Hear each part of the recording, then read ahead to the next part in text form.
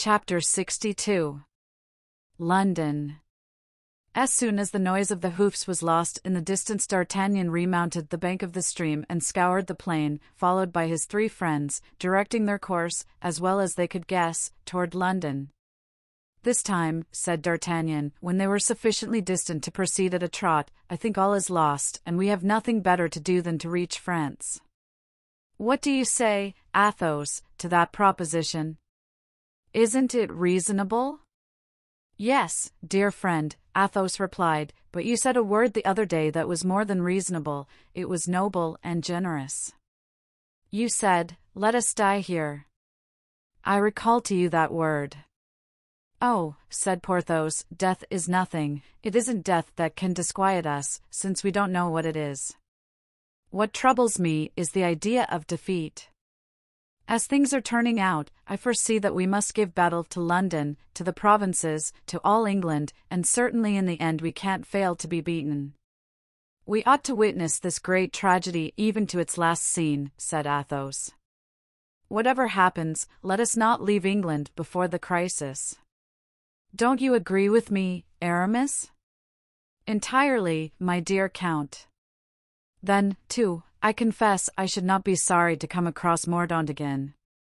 It appears to me that we have an account to settle with him, and that it is not our custom to leave a place without paying our debts, of this kind, at least." "Ah, that's another thing," said D'Artagnan, "and I should not mind waiting in London a whole year for a chance of meeting this Mordaunt in question. Only let us lodge with someone on whom we can count, for I imagine, just now, that Noel Cromwell would not be inclined to trifle with us. Athos, do you know any inn in the whole town where one can find white sheets, roast beef reasonably cooked, and wine which is not made of hops and gin?" "I think I know what you want," replied Athos. "De Winter took us to the house of a Spaniard, who, he said, had become naturalized as an Englishman by the guineas of his new compatriots. What do you say to it, Aramis?" "Why, the idea of taking quarters with Señor Perez seems to me very reasonable, and for my part won't agree to it. We will invoke the remembrance of that poor De Winter, for whom he seemed to have a great regard. We will tell him that we have come as amateurs to see what is going on. We will spend with him a guinea each per day, and I think that by taking all these precautions we can be quite undisturbed." "You forget, Aramis, one precaution of considerable importance." "What is that?" "The precaution of changing our clothes." "Changing our clothes!" exclaimed Porthos. "I don't see why. We are very comfortable in those we wear." "To prevent recognition," said D'Artagnan. "Our clothes have a cut which would proclaim the Frenchman at first sight. Now, I don't set sufficient store on the cut of my jerkin to risk being hung at Tyburn or sent for change of scene to the Indies. I shall buy a chestnut-colored suit. I've remarked that your Puritans revel in that color." "But can you find your man?" said Aramis to Athos. "Oh, to be sure, yes. He lives at the Bedford Tavern, Greenhall Street. Besides, I can find my way about the city with my eyes shut." "I wish we were already there," said D'Artagnan, "and my advice is that we reach London before daybreak, even if we kill our horses." "Come on, then," said Athos, "for unless I am mistaken in my calculations we have only 8 or 10 leagues to go." The friends urged on their horses and arrived, in fact, at about 5 o'clock in the morning. They were stopped and questioned at the gate by which they sought to enter the city, but Athos replied, in excellent English, that they had been sent forward by Colonel Harrison to announce to his colleague, Monsieur Bridge, the approach of the king. That reply led to several questions about the king's capture, and Athos gave details so precise and positive that if the gatekeepers had any suspicions they vanished completely. The way was therefore open to the 4 friends with all sorts of Puritan congratulations. Athos was right. He went direct to the Bedford Tavern, and the host, who recognized him, was delighted to see him again with such a numerous and promising company. Though it was scarcely daylight, our 4 travelers found the town in a great bustle, owing to the reported approach of Harrison and the king. The plan of changing their clothes was unanimously adopted. The landlord sent out for every description of garment, as if he wanted to fit up his wardrobe. Athos chose a black coat, which gave him the appearance of a respectable citizen. Aramis, not wishing to part with his sword, selected a dark blue cloak of a military cut. Porthos was seduced by a wine-colored doublet and sea-green breeches. D'Artagnan, who had fixed on his color beforehand, had only to select the shade, and looked in his chestnut suit exactly like a retired sugar dealer. "Now," said D'Artagnan, "for the actual man. We must cut off our hair, that the populace may not insult us. As we no longer wear the sword of the gentleman, we may as well have the head of the Puritan. This, as you know, is the important point of distinction between the Covenanter and the Cavalier." After some discussion, this was agreed to, and Mousqueton played the role of barber. "We look hideous," said Athos. "And smack of the Puritan to a frightful extent," said Aramis. "My head feels actually cold," said Porthos. "As for me, I feel anxious to preach a sermon," said D'Artagnan. "Now," said Athos, "that we cannot even recognize one another, and have therefore no fear of others recognizing us, let us go and see the king's entrance." They had not been long in the crowd before loud cries announced the king's arrival. A carriage had been sent to meet him, and the gigantic Porthos, who stood a head above the entire rabble, soon announced that he saw the royal equipage approaching. D'Artagnan raised himself on tiptoe, and as the carriage passed, saw Harrison at one window and Mordaunt at the other.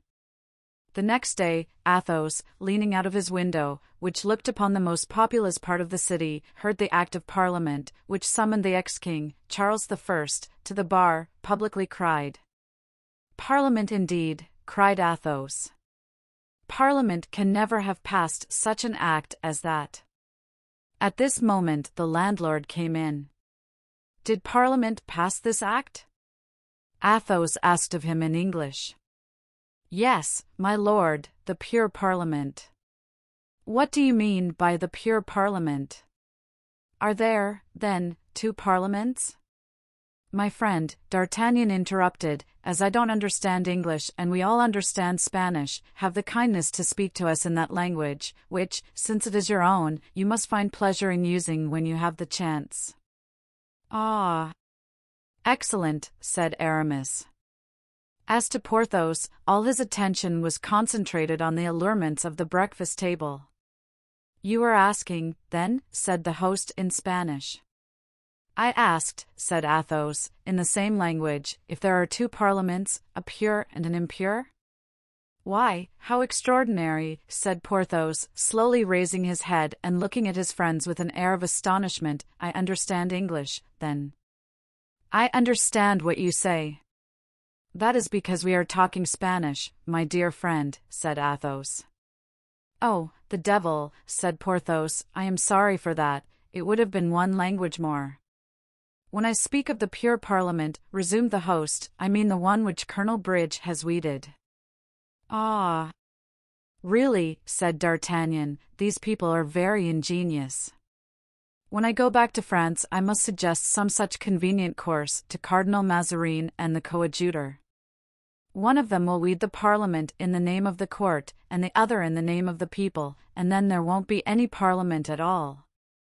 "And who is this Colonel Bridge?" asked Aramis, "and how does he go to work to weed the Parliament?" "Colonel Bridge," replied the Spaniard, "is a retired wagoner, a man of much sense, who made one valuable observation whilst driving his team, namely, that where there happened to be a stone on the road, it was much easier to remove the stone than try and make the wheel pass over it. Now, of 251 members who composed the Parliament, there were 191 who were in the way and might have upset his political wagon. He took them up, just as he formerly used to take up the stones from the road, and threw them out of the house." "Neat," remarked D'Artagnan. "Very." "And all these 191 were royalists?" asked Athos. "Without doubt, Seigneur, and you understand that they would have saved the king." "To be sure," said Porthos, with majestic common sense, "they were in the majority." "And you think," said Aramis, "he will consent to appear before such a tribunal?" He will be forced to do so, smiled the Spaniard. Now, Athos, said D'Artagnan, do you begin to believe that it's a ruined cause, and that what with your Harrisons, Joyces, Bridges, and Cromwells, we shall never get the upper hand? The king will be delivered at the tribunal, said Athos. The very silence of his supporters indicates that they are at work.